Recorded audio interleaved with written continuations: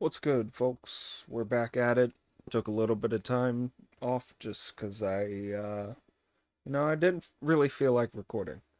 I'm gonna try to set a schedule. I'm kind of playing with the idea of uploading 2 chapters a week, uh, in addition to my Dragon Ball content, and then maybe a wild card, so that I'm uploading 5 times a week. But I'm not uh, completely tied to that yet. I kind of have to bounce around and play test, just to see if that's sustainable in any way. Just because the amount of time that it takes to record the chapters is, at least an hour each. Um, so, yeah, we're going to see if I can do that. Um, and yeah, that's about all the updates I have. I got my hot beverage. We're back to black tea. Um, I find that it's just the best for right before I start recording. Black tea with a little bit of sugar does the throat right. But all right, let's get into it.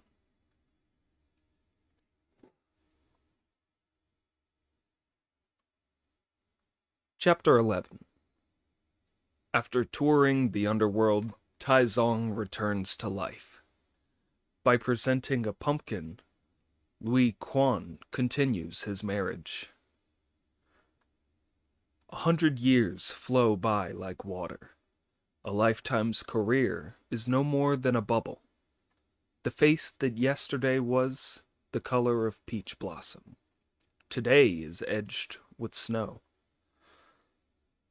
When the white ant's line of battle collapses, all is illusion. Repent, repent, is the cuckoo's call. He who does good in secret can always prolong his life. Heaven looks after the one who asks no pity. Taizong was in a daze as his soul went straight to the Tower of Five Phoenixes, in front of which he saw the horsemen of the Imperial Guard who invited him out hunting with them. Taizong was glad to go, and they went off into the distance. But after they had been going for some time, he found himself walking alone in a wasteland. The horsemen had all disappeared. Just as he was discovering to his alarm that he could not find his way, a man appeared not far away, shouting, "Great Emperor Tang, come here, come here!" On hearing this, Taizong looked up and saw him. A black silk turban, a rhinoceros horn belt. The black silk turban has tabs blowing in the breeze. The rhinoceros horn belt has golden mountings. In his hands an ivory tablet, glowing auspiciously. His thin silk gown conceals his divine light. He wears a pair of boots with whitened soles. As he climbs the clouds and grasps the mist, holding to his chest the registers of life and death, noting down the quick and the dead. His tangled hair blows about his ears. His whiskers dance and fly beside his cheeks. Once he used to be a Tang minister, but now he judges cases for the king of hell. When Taizong went up to him, he fell on his knees beside the path and said, "Your Majesty, please forgive your subject for his crime of failing to come far enough to meet you." "Who are you?" asked the emperor, "and why have you come to meet me?"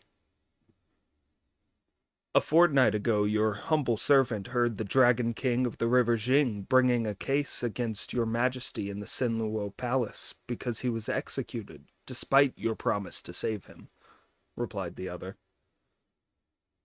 "The King of Qingyang of the first palace sent devil messengers with an urgent summons to your majesty to be present when the case is heard between the three orders: the human order, the underworld order, and the water order.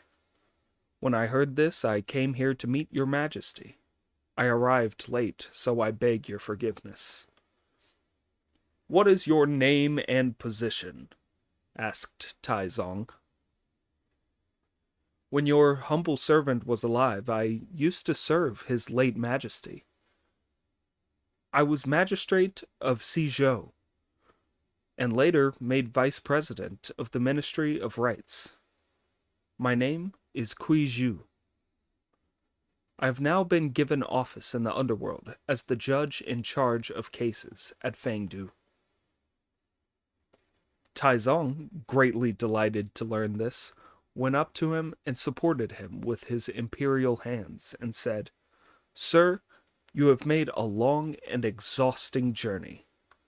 Wei Jing, our minister, gave us a letter for you. How lucky that we have met."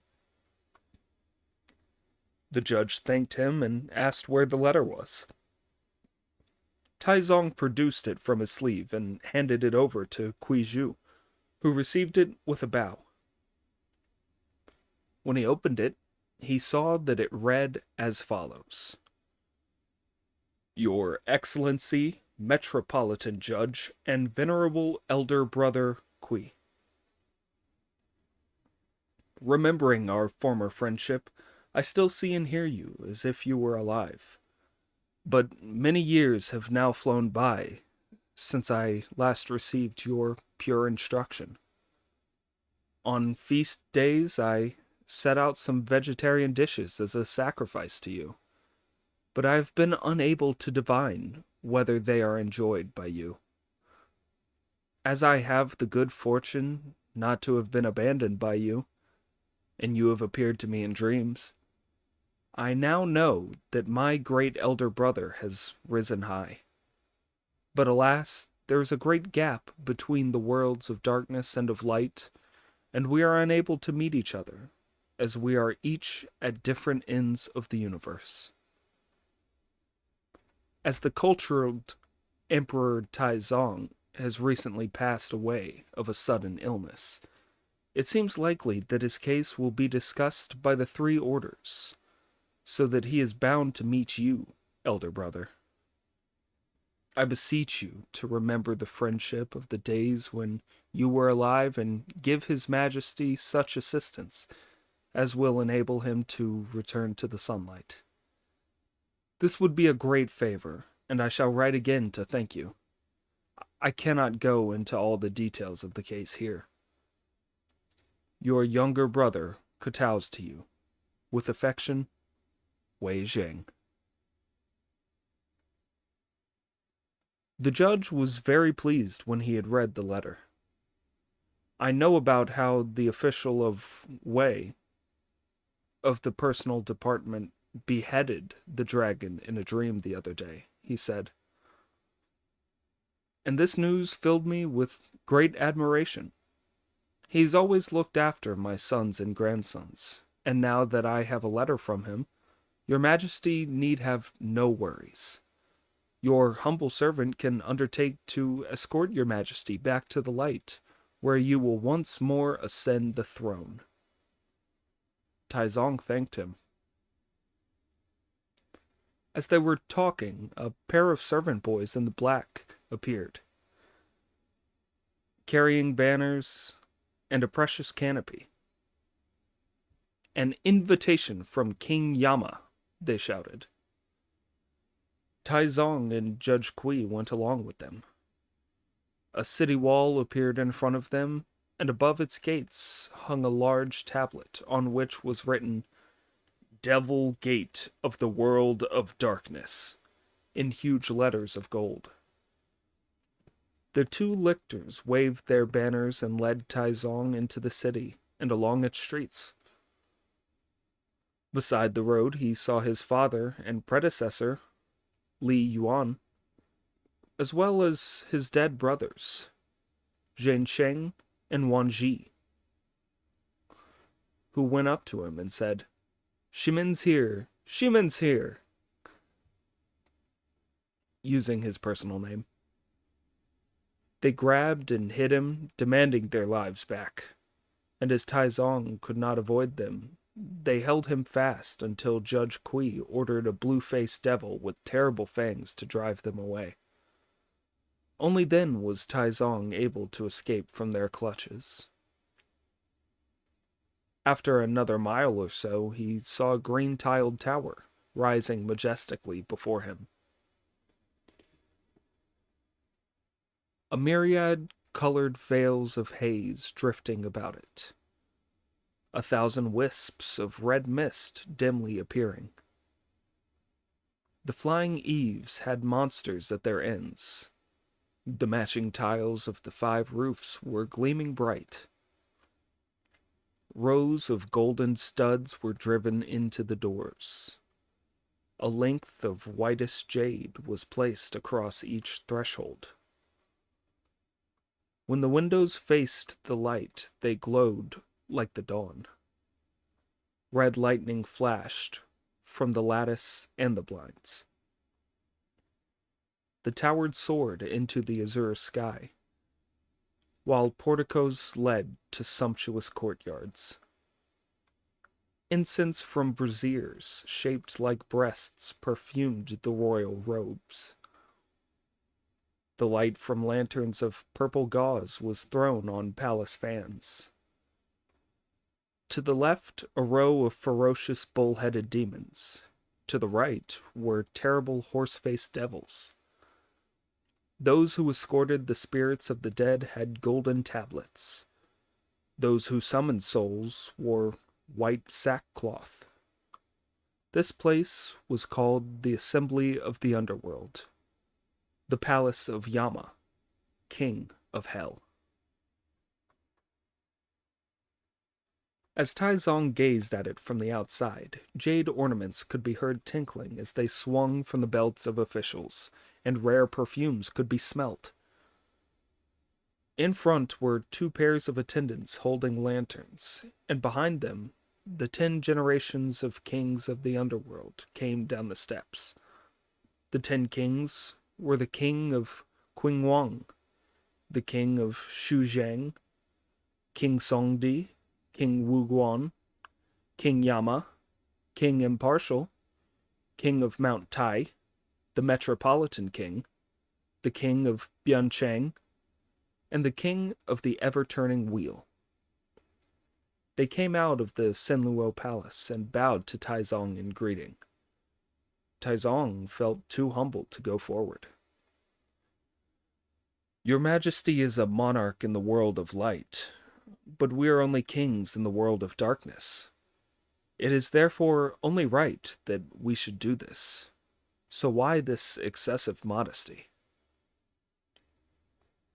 We have offended against your majesties, replied Taizong. So how can we venture to talk in terms of light and darkness, or men and ghosts? After much yielding, Taizong went into the Senluo Palace, and when they had finished bowing to each other, they sat down as hosts and guest.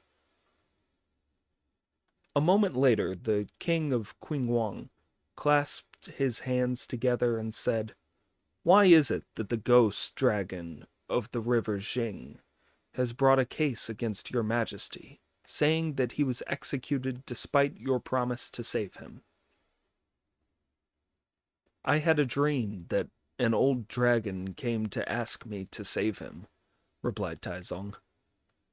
"And I did in fact promise that he would come to no harm. But as it turned out, his crime was a capital one, for which he was due to be beheaded by the minister in the personnel department, Wei Zheng. We summoned Wei Zheng to come and play chess in the palace, and I never knew that he had beheaded the dragon in a dream. This happened because that officer can come and go miraculously, and also because the Dragon King had committed a crime for which he deserved to die. We were in no way to blame for his death." When the 10 kings heard his statement, they bowed and replied, Even before that dragon was born, it was written in the registers of the Southern Pole Star that he was destined to die at the hands of a personnel minister, as we have long been aware. But because he has been arguing about the matter, we had to send for your majesty. When the case has been argued between the three orders, we shall send him to the revolving prayer wheel for reincarnation. We hope that your majesty will forgive us for forcing you to attend. Then they ordered the judge in charge of the registers of birth and death to fetch them at once, to see how long his majesty was due to live. Judge Kui hurried to his office and took down the general register of the lengths of the rains heaven had allowed to the kings of all countries of the earth. As he was looking through it, he saw to his horror that Emperor Taizong of the great Tang in the southern Jambu continent was due to die in year 13 of his reign. He hurriedly seized a large brush, soaked in ink, changed 13 into 33, then handed the register up. The 10 kings started at the beginning and read it through until they saw Taizong was due to reign for 33 years. "How long has your majesty been on the throne?" asked the shocked kings of hell. "It is now 13 years since my accession," Taizong replied. "Then there is no need for your majesty to worry," said King Yama. "You have 20 years of life ahead of you. Now that you have answered these charges satisfactorily, will you please return to the world of light?" On hearing this, Taizong bowed and thanked the 10 kings, who then ordered Judge Kui and Marshal Zhu to return Taizong his soul. As he was leaving the Senluo Palace, Taizong raised his hand in salutation and asked the 10 kings about the prospects for all the members of his family in the palace. "Good," they replied, "except that your majesty's younger sister does not seem to be going to live much longer." Taizong bowed once more to express his thanks. "When we return to the daylight, we shall have nothing with which to show our gratitude, except for fruit and melons. We have gourds, eastern melons, and western melons, or watermelons here, but no pumpkins, no southern melons," said the 10 kings. "When we return to the world of the living, we shall send some," replied Taizong, and with that they raised their clasped hands to each other, bowed, and parted. The marshal, with the soul-guiding flag in his hand, led the way, and Judge Kui followed with Taizong as they left the Office of Darkness. Taizong looked up and saw that they were not going the same way as they had come. "Have we taken the wrong road?" he asked the judge, who replied, "No. In the underworld you can only go. You can never come back. We are now taking your majesty out through the revolving prayer wheel. Thus you will be able to tour the underworld on your way back to life." Taizong had no choice but to follow them as they led the way. After a mile or two, he saw a high mountain wrapped in dark clouds down to its foot, while a black mist blotted out the sky. "What's that mountain over there, Mr. Kui?" he asked, and the judge replied, "That is the dark mountain of the underworld." "However shall we cross it?" Taizong asked in terror. "Have no fears, your majesty. Your subjects will lead the way," answered the judge. Taizong followed them, shivering and trembling, and when they had climbed the mountain he looked around him. He saw that it was jagged, precipitous, high as the Sichuan ranges, lofty as Lushan. It is not a famous peak of the world of light, but a crag of the underworld. Ogres hidden in the clumps of thorns. Evil monsters lurk behind the cliffs. Your ears hear no calls of animals or birds. The eyes can only see fiends. A dark wind howls as black fog spreads. The dark wind that howls is the smoke breathed from the mouths of magic soldiers. The spreading black fog is the vapor belched out by hidden trolls. Wherever you look, the prospect is appalling. All you can see to left or right is unbridled evil. To be sure, there are hills, peaks, ranges, caves, and gullies. But no grass grows on the hills. There is no sky for the peaks to touch. No travelers cross the ranges. The caves hold no clouds. No water runs in the gullies. Before the cliffs, there are only goblins. Below the ranges are trolls. Savage ghosts shelter in the caves. Evil spirits hide in the gullies. All around the mountain, ox-headed and horse-faced demons howl and roar. Half hidden from view, hungry ghosts and desperate spirits sob to each other. The judge who claims men's lives cannot wait to deliver the letter. The marshal who chases souls shouts and roars as he hastens along with his documents.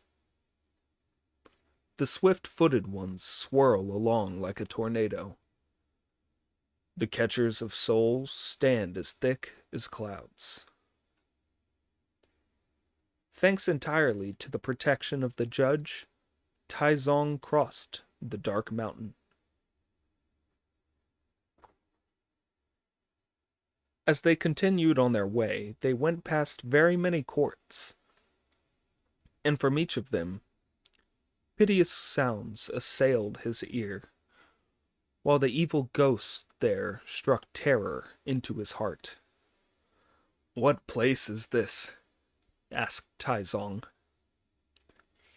"It is the 18 layers of hell that lie behind the dark mountain," the judge replied. "What are the 18 layers?" asked Taizong. "Listen, and I will tell you," the judge replied. "The hanging by the sinews hell, the hell of injustice, and the hell of the pit of fire. Loneliness and desolation, misery and suffering. All those here committed the 1,000 lower sins, and were sent here for punishment after death. The Fengdu hell, the tongue extraction hell, the flaying hell, howling and wailing, terrible anguish. They offended against heaven by not being loyal or filial. They have Buddha mouths but snake hearts, so fell down here. The grinding hell, the pounding hell, the hell of drawing and quartering. Skin and flesh ripped and torn, lips rubbed away till the teeth show. In the blindness of their hearts they did evil things, and all their fine words they harmed others in secret.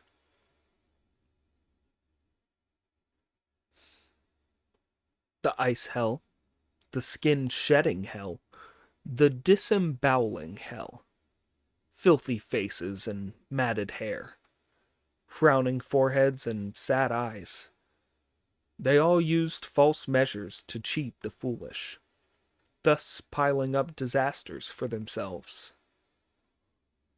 The oil cauldron hell, the hell of blackness, the hell of the mountain of knives. Shivering and trembling in terrible agony, because they used violence against the good.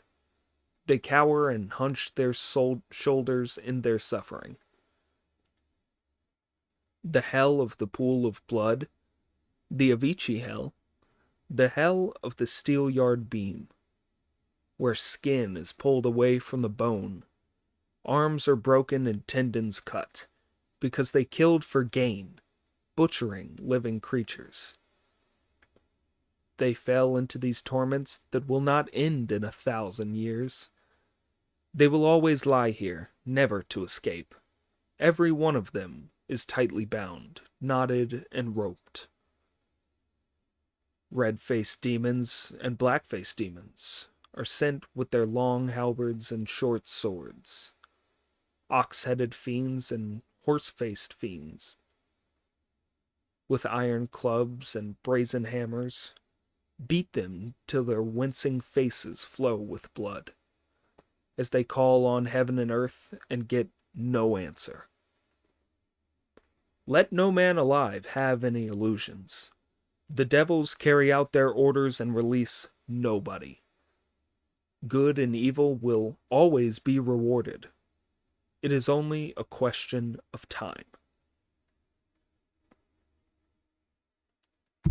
Before they had gone much further, a group of devil soldiers holding banners knelt down beside the road and said, "The commissioners of the bridges welcome you." The judge shouted to them that they were to rise and led Taizong across a golden bridge. Taizong saw that there was a silver bridge beside it, over which some loyal, filial, worthy, just, and upright people were passing, led by banners. There was a third bridge on the other side, with an icy wind roaring across it, and waves of blood boiling below, amid unbroken howls and wails. "What is that bridge called?" Taizong asked. And the judge replied, "Your Majesty, that is called the Bridge of Punishment, and you must tell people about it when you return to the world of the living. Below the bridge there are a narrow, precipitous path over a mighty, rushing river. It is like a strip of cloth across the Yangtze, or a fiery pit rising up to heaven. The icy vapors freeze one to the bone. Nauseating stenches assail the nostrils. There is no boat to ferry you across the crashing waves. All who appear are sinful ghosts with bare feet and matted hair. The bridge is many miles long and only 3 fingers wide. The drop is 100 feet. The waters are infinitely deeper. Above there are no railings for support, while trolls snatch their victims from below. In kangaroos and bonds, they are driven along the dangerous path by the river of punishment. See the ferocity of the divine generals by the bridge. Watch how the ghosts of the wicked suffer in the river. On the branching trees hang silken clothes in blue, red, yellow, and purple. In front of the precipice squat lewd and shameless women who swore at their parents-in-law. Copper snakes and iron dogs feast on them at will, as they constantly fall into the river, never to escape. There is a poem that goes, "As ghosts wail and spirits howl, the waves of blood tower high. Countless ghouls with heads of bulls and horses guard the bridge with great ferocity." The commissioners of the bridges had gone away while he was speaking. Taizong's heart was once more filled with horror as he nodded his head and sighed silently in his distress, then followed the judge and the marshal. Before long they had crossed the evil river of punishment and passed the terrors of the bowl of blood. Then they came to the city of the unjustly slain. Amid the hubbub, shouts of "Li Shimen's here! Li Shimen's here!" could be made out, to the terror of Taizong. He saw that his way was blocked by a crowd of maimed and headless specters. "Give us back our lives!" they were all shouting. "Give us back our lives!" The panic-stricken Taizong tried to hide, yelling, "Help, Judge Kui! Help! Help!" "Your Majesty," the judge replied, "these are the ghosts of the kings and chieftains of the 64 groups of rebels and the 72 troops of bandits. They were all killed unjustly, and nobody has given them a home or looked after them. They cannot get themselves reborn as they have no money for the journey, so they are all uncared for, cold and hungry ghosts. If your Majesty is able to give them some money, I can save you." "I came here empty-handed," Taizong replied, "so where could I possibly get any money?" "Your Majesty," the judge replied, "there is a man in the world of light who deposited a certain amount of money in the underworld. If your Majesty is prepared to sign an IOU, I will endorse it, and we can borrow his store of money to distribute among these hungry ghosts. Then we will be able to continue on our way." "Who is this man?" asked Taizong. "He is a man of Kaifeng in Henan," the judge replied, "and his name is Jiang Liang. He has 13 hoards of gold and silver down here, and if your Majesty borrows them, all you have to do is repay them when you return to the world of light." Taizong was very pleased and only too eager to borrow one. He signed an IOU at once and gave it to the judge, then borrowed a store, which he gave to the marshal to hand out. "You are to share out this gold and silver, and let your lord of the great Tang pass," said the judge. "As it is too early in his life, I am under orders from the 10 kings to return his soul, and tell him to hold a great mass when he is back in the world of light, to enable all of you to be reborn. So don't be making any more trouble." When the ghosts heard what he had to say, and they were given gold and silver, they all withdrew, murmuring their obedient assent. The judge then told the marshal to wave his soul-leading flag, and Taizong was taken out of the city of the unjustly slain, and floated along the highway to the daylight. After they had been going for a long time, they reached the wheel of the 6 paths of being. Some people were soaring in the clouds, wearing cloaks of rosy mist. Others were being given office with golden insignia to hang from their waists. Monks and nuns, clergy and lay people, beasts of the field and birds of the air, ghosts and devils, all were pouring under the wheel, and each was going along his allotted path. "What's this all about?" asked the Tang Emperor. "Your Majesty is a man of deep understanding," the judge replied. "You must be sure to remember all this, and tell the living about it. It is called the Wheel of the 6 Paths of Being. Those who have done good deeds rise on the path of the immortals. Those who have been loyal are reborn on the path of honor. Those who have done their duty to their parents lead their next life on the path of happiness. Those who have been just return to life on the path of man. Those who have accumulated merit are reborn on the path of wealth. and the evildoers fall down into the path of devils." On hearing this, the Tang Emperor nodded and said with a sigh, "Excellent. Truly excellent. The virtuous come to no harm. The good heart is always mindful. The way of goodness always lies open. Do not allow evil thoughts to arise. Thus you will avoid all trouble. Say not that there is no retribution. Whether you become a god or a ghost is all determined."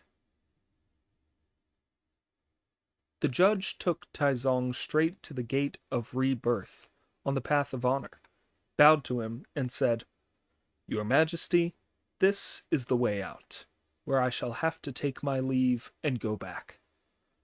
Marshal Zhu will escort you for the next stage of your journey."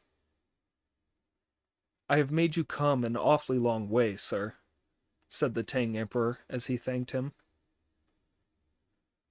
"When your Majesty returns to the world of the living, you absolutely must hold a great mass to enable those forlorn ghosts to be reborn," replied the judge. "Don't on any count forget, as there can only be peace on earth if there are no vengeance-seeking ghosts in the underworld. Every single wrong will have to be corrected.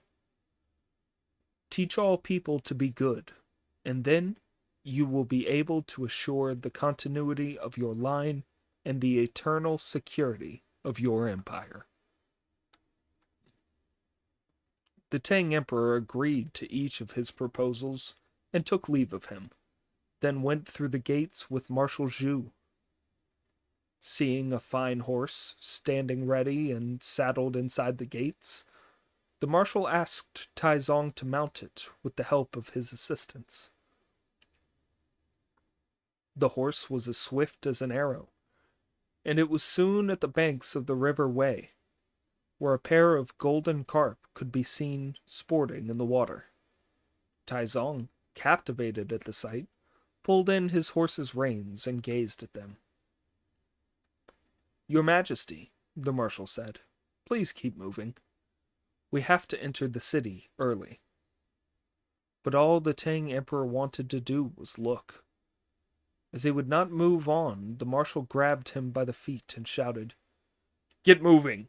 What are you waiting for?" as he pushed him off his horse and into the river Wei with a splash. Taizong was now free of the underworld and back in the world of the living.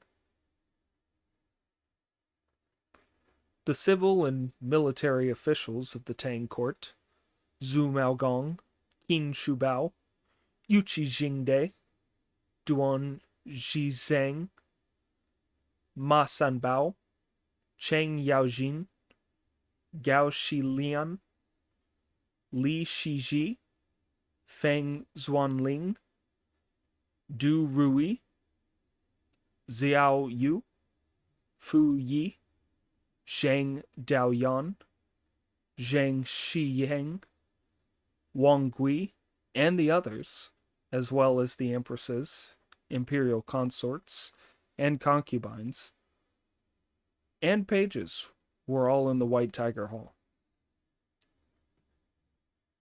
They were discussing whether to issue an edict of mourning to inform the world so that their heir could be put on the throne. Wei Zheng was saying, "Gentlemen, stop this discussion. We must not do that. If the country is alarmed, anything might happen. If we wait for another day, our master is bound to come back to life." Zhu Jingzong stepped forward from the lower ranks and protested. "Minister Wei is talking nonsense. As the old saying goes, split water can't be picked up, and the dead can't come back to life. What business have you to be spreading confusion with these groundless claims?" "Mr. Zhu," Wei Zheng replied, "I can say truthfully that I have been given instruction in the magic arts since childhood, and my predictions are extremely accurate. I can assure you that I have saved His Majesty from death." As they were arguing, they heard loud shouts of, "You're drowning me! You're drowning me!" coming from the coffin. The civil officials and the generals were struck with terror. The empresses and consorts shivered. Every one of them had a face as yellow as a mulberry leaf after autumn, a waist as weak as a willow sapling before spring. The air went weak at the knees as he stood in full mourning, unable to hold up his staff. The attendants' souls flew away. How would it do for them to be wearing mourning hats and clothes? The consorts and concubines collapsed. The palace beauties had to lie down. When the consorts and concubines collapsed, it was like a gale blowing down withered lotuses. When the palace beauties laid down, it was like a rainstorm beating young lotuses down. All the ministers were terrified, and their limbs went numb. They shivered and shook, struck dumb and stupid. The White Tiger Hall was like a bridge collapsing, and the confusion round the coffin was like a temple falling down. All the palace women fled, as not one of them dared to approach the imperial coffin. Luckily, the upright Zhu Maogong, the trusty Wei Zheng, and the brave Qin Shubao, and the ferocious Yuji Jingde went forward to put their hands on the coffin and shouted, "What is it that worries your majesty and makes you speak to us? Tell us and do not haunt us and scare the royal family." "His Majesty is not haunting us," Wei Zheng said. "His Majesty has come back to life. Bring tools at once." They opened the coffin and found Taizong sitting up inside and still shouting, "You're drowning me! Save me, someone!" Zhu Maogong and the others helped him to his feet and said, "There is nothing to fear as you come round, your Majesty. We are all here to protect you." The Tang Emperor then opened his eyes and said, "We have been having an awful time. After escaping from the evil demons of the underworld, we were drowned." "Relax, your Majesty. There is nothing to fear." "How could you have drowned?" the minister said. "We were riding along the banks of the river Wei and watching to fishes playing, when that deceitful Marshal Zhu pushed us off the horse and made us fall into the river, where we all but drowned." "Your Majesty still has something of the ghost about you," said Wei Zheng, and he ordered the Imperial Medical Academy to send medicinal potions to settle the spirit and calm the soul at once. He also sent for some thin gruel. After 1 or 2 doses of the medicine, the Emperor returned to normal and regained full consciousness. The Tang Emperor had been dead for 3 days and nights before returning to rule the world of the living once more. There is a poem to prove it. Since ancient times there have been changes of power. Dynasties have always waxed and waned. What deed of the kings of old could compare with the Emperor of Tang returning to life? As it was evening by then, the ministers asked the Emperor to go to bed, and they all dispersed.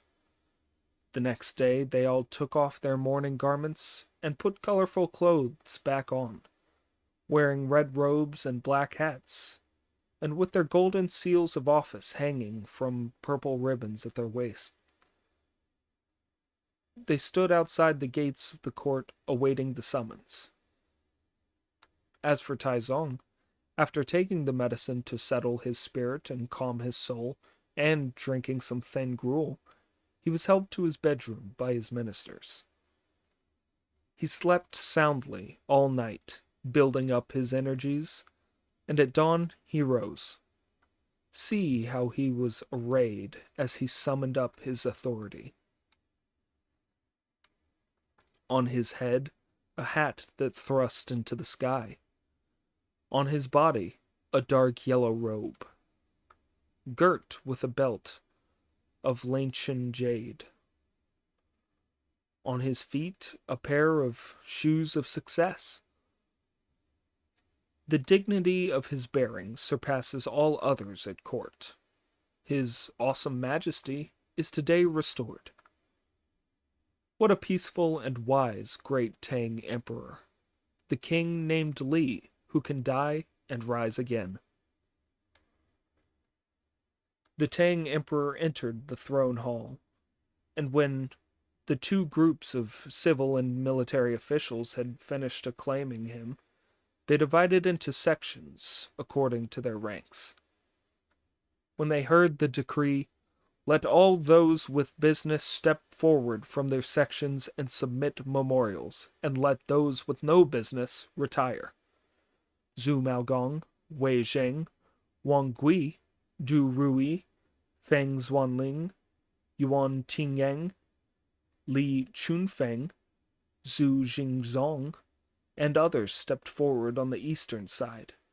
And on the western side, Yin Kaishan, Liu Hongji, Ma Sanbao, Duan Zhizheng, Cheng Yaojin, Qin Shubao, Yuqi Jingdai, Zhu Rengui, and others stepped forward also. They advanced together, bowed low before the white jade steps, and asked in a memorial, "Why did it take your majesty so long to awake from your dream the other day?" To this, Taizong replied, "The other day we took Wei Zheng's letter and felt our soul leaving the place.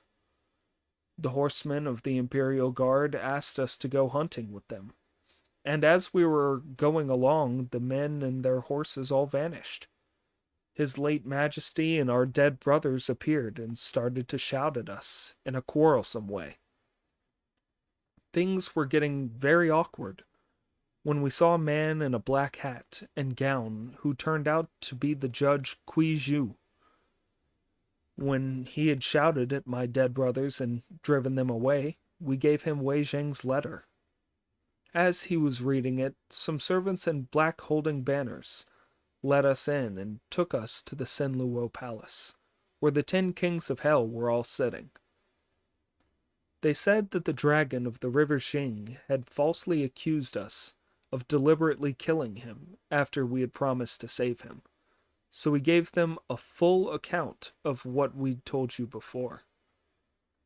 They said that the case had now been settled between the 3 orders, and ordered that the registers of birth and death be brought at once, so that they could see how long we were due to live. Judge Kui handed up the register, and they saw in it that we were due to reign for 33 years, which meant that we had another 20 years of life in front of us. They told Marshal Zhu and Judge Kui to escort us back. We took our leaves of the 10 kings and promised to send them some pumpkins and fruit as a mark of our thanks. After leaving the Senluo Palace, we saw in the underworld how the disloyal, the unfilial, those who do not observe the rules of propriety, wasters of food grains, bullies, cheats, those who use false measures, adulterers, robbers, hypocrites, deceivers, debauchees, swindlers, and the like, undergo the agonies of being ground, burnt, pounded, and sliced, and suffer the torments of being fried, boiled, hung in midair, and skinned. There were tens of thousands of them, far more than our eyes could take in. Then we went through the city of the unjustly slain, where there were countless ghosts of the wrongly killed, and all of them the chieftains of the 64 groups of rebels and the spirits of the 72 bands of rebels blocking our way. Luckily, Judge Kui acted as our guarantor and lent us one of the hoards of gold and silver of a Mr. Ziang of Henan, with which we were able to buy them off and continue on our way. Judge Kui told us that when we returned to the world of the living, we had an inescapable obligation to hold a great mass to enable all those forlorn ghosts to be reborn. And with these instructions, he took his leave. When I came out under the wheel of the 6 paths of being, Marshal Zhu invited us to mount a horse. This horse seemed to fly to the banks of the river Wei, where I saw a pair of fish sporting in the water. Just as we were enjoying this sight, the marshal grabbed our legs and tipped us into the water, and with that we returned to life. When the ministers had heard this, they all congratulated him, and they compiled a record of it. And all the prefectures and counties of the empire sent in memorials of felicitation. Taizong issued a decree of amnesty for all the convicted criminals in the empire, and ordered inquiries into the cases of all those held in jail on serious charges. The inspectors submitted to the throne the names of more than 400 criminals who had been sentenced by the Ministry of Punishments to beheading or strangulation, and Taizong gave them a stay of execution, allowing them to go home to see their families and give their property to their relations. On the same day the following year, they were to report to the authorities for their sentences to be carried out. The criminals thanked him for his mercy and withdrew. He also issued a notice about charity for orphans, and released 3,000 women of all ages from the palace to be married to members of the army. From then on, all was well within and without the palace. There is a poem to prove it. Vast is the mercy of the great Tang Emperor. He surpasses Yao and Shun in making the people prosper. 400 condemned men all left their prisons. 3,000 mistreated women were released from the palace. All the officials of the empire proclaimed the monarch's long life. The ministers at court congratulate the great dragon. Heaven responds to the thoughts of the good heart. Its blessing will protect his 17 successors. When he had released the women from the palace and let the condemned men out of prison, he issued a notice that was posted throughout the empire. It read, "Great are heaven and earth. Sun and moon shine clearly. Although the universe is vast, earth and sky have no room for evil plots. If you use your wits and skill to cheat people, you will get retribution in this life. If you are good at giving and ask for little, you are sure to find a reward before your future life. 1,000 cunning plans cannot compare with living according to one's lot. 10,000 kinds of robbers are no match for those who live frugally and accept their fate. If you are good and merciful in thought and deed, what need is there to bother to read the scriptures? If your mind is full of malice towards others, to read the whole of the Buddha's canon would be a waste of time." From then on, everyone in the country did good deeds. Another notice was issued calling for a worthy man to take pumpkins to the underworld, and at the same time, Yuchi Jingde, the Duke of Yi, was sent to Kaifeng in Henan to visit Xiang Liang and pay him back a hoard of jewels and a hoard of gold and silver. Some days after the notice had been issued, a worthy man called Liu Quan from Junzhou came forward to deliver the pumpkins. He came from a family worth 10,000 strings of cash. When his wife, Li Qiuyan, had taken a gold pin from her hair to give as offering to a monk at the gate. Liu Quan had cursed her for being a loose wife who would not stay in the women's quarters. Li Qiulian, bitterly resenting this, had hanged herself, leaving a little boy and girl who had been crying night and day ever since. Liu Quan, unable to bear it any longer, wanted only to end his own life and abandon his family and his children. For this reason, he had volunteered to deliver the pumpkins in death, and came to the Tang Emperor with the imperial notice in his hand. The emperor ordered him to go to the Golden Pavilion, where he was to put a pair of pumpkins on his head and some gold in his sleeve, and drink poison. Liu Quan drank the poison and died.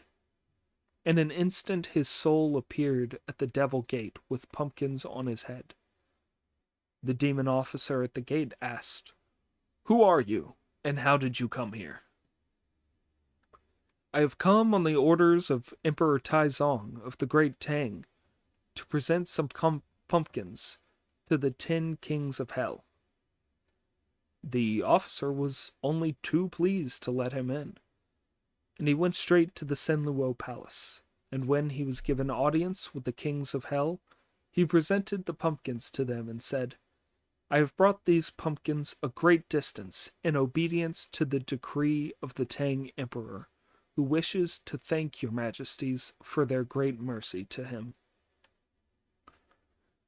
"How splendid of the Tang Emperor to be as good as his word," exclaimed the 10 delighted kings as they accepted the pumpkins. Then they asked him what he was called and where he was from. "I am a commoner of the city of Junzhou," he replied, "and my name is Liu Quan. As my wife, Miss Li, hanged herself and left a boy and a girl with nobody to look after them, I wanted to abandon my family and children by giving my life for my country. So I brought this offering of pumpkins on behalf of my sovereign, who wanted to thank your majesties for his great mercy." On hearing this, the 10 kings ordered a search for Liu Quan's wife, Miss Li. The devil messengers soon brought her to the Senluo Palace, outside which Liu Quan was reunited with her. They thanked the 10 kings for their kindness and told them about the harsh words that had been spoken. On consulting the registers of birth and death, the kings found that they were fated to become immortals, so they ordered the demon officers to take them back at once. The demon officers, however, asked in a report, "As Li Qiulian has been dead for some time, her body has perished. So what is her soul to be attached to?" "Li Yuying, the sister of the Tang Emperor, is due to die a sudden death today," said the kings of hell, "so we can borrow her body to put Li Qiulian's soul back into." On receiving this order, the demon officers took Liu Quan and his wife out of the underworld to be brought back to life. If you don't know how they returned to life, listen to the explanation in the next installment.